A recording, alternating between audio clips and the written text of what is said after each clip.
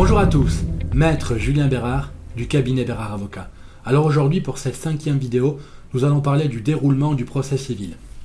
Vous êtes arrivé au procès, la mise en état du dossier est terminée et vous n'avez pas réussi à trouver d'entente avec la partie adverse. Comment se déroule le procès? Alors, au jour, à l'heure assignée, vous vous rendez en salle de cour et ça va commencer par l'entrée du juge qui va présenter un propos préliminaire et indiquer aux parties sa compréhension du dossier, s'assurer qu'elles seront prêtes à procéder. Une fois que tout est mis en place, on démarre avec la preuve en demande. Alors, la partie demanderesse va s'avancer à la barre et sera interrogée par son avocat. Et par la suite, lorsque l'interrogatoire sera terminé, elle sera contre-interrogée par l'avocat de la partie adverse. Les questions en interrogatoire ne peuvent être que des questions ouvertes. Où, quand, quoi, comment, pourquoi. Il ne peut pas s'agir de questions suggestives. Qu'est-ce qu'une question suggestive? Par exemple, vous ne pouvez pas poser comme question « Est-ce que M. Lambert était présent ?» Non, parce que la réponse est oui ou non.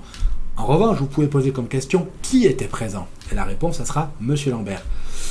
Il est entendu que la préparation pour un procès est capitale, car votre témoignage l'est tout autant. Donc, il y a une très grosse partie, et c'est le travail de l'avocat, de préparation des témoins. Ensuite, une fois que la preuve en demande est close, la partie aura été interrogée, les témoins, différents témoins auront été interrogés, contre-interrogés, la preuve en demande est close, la même chose en défense aura lieu. Témoignage de la partie défenderesse, contre-interrogatoire, et témoignage et interrogatoire et contre-interrogatoire des témoins. Une fois que cela est terminé, la preuve en défense est close. Par la suite, le juge peut autoriser une contre-preuve en demande qui permet à la partie demanderesse d'apporter des précisions sur la preuve qui est apportée en défense. Et une fois que c'est terminé, le juge déclare que la preuve est close des deux côtés. Une fois que cela est fait, c'est le temps des représentations, des plaidoiries. Chaque avocat va plaider et tenter de rappeler au juge les éléments forts de son dossier, de la preuve et les éléments essentiels en droit.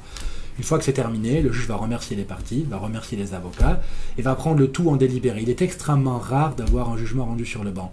Et une fois que le juge se retire, le procès est terminé et vous recevrez un jugement entre 1 à 6 mois. Si vous avez des questions, des interrogations, des commentaires, n'hésitez pas à me contacter. Il me fera plaisir de vous y répondre. En attendant, je vous souhaite à tous une excellente journée.